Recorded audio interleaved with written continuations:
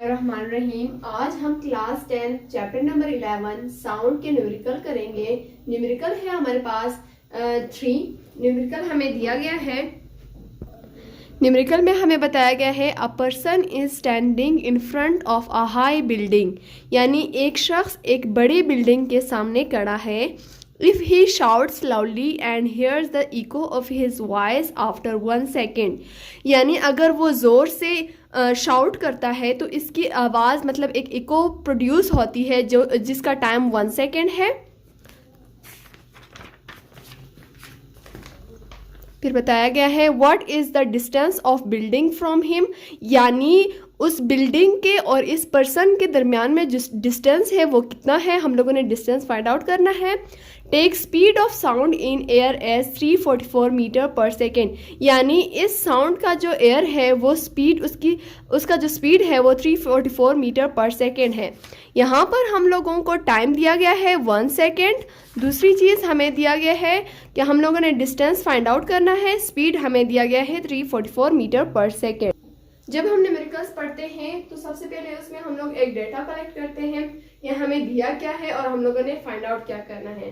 Time जिसको हम लोग स्मॉल टी से डिनोट करते हैं 1 सेकेंड दिया गया है।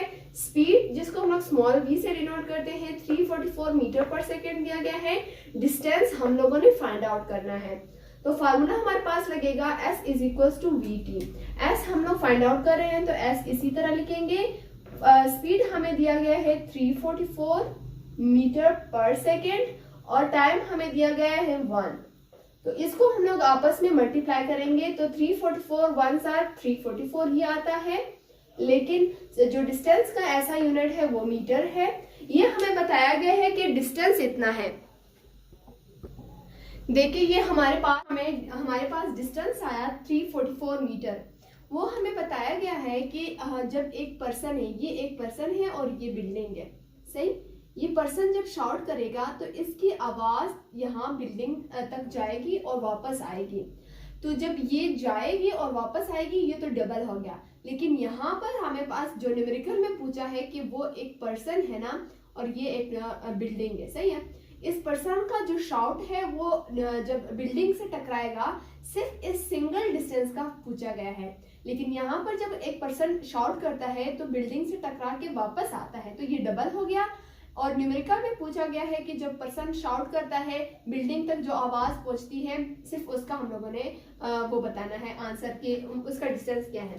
तो इसलिए हमारे पास डबल आ रहा है। s is equal to 344 metre पहले हमारा आ रहा था। जब यहाँ पर आवाज मतलब जाती है बिल्डिंग से टकरा के वापस आती तो ये डबल हो जाती है, इसलिए अब हम इसको 344 को 2 के साथ डिवाइड करेंगे। देन फिर हमारे पास आंसर आएगा। वो किस तरह डिवाइड करेंगे कि 2 1 जार 2, 2 1 जार 2, 2 7 जार 14, 2 2 जार 4।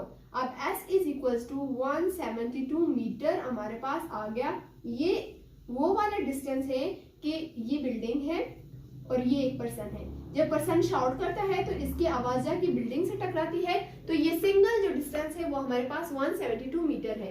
इस तरह हमारा न्यूमेरिकल नंबर 3 भी कंप्लीट हो गया। होप सो कि आप लोगों को समझ आ गया होगा।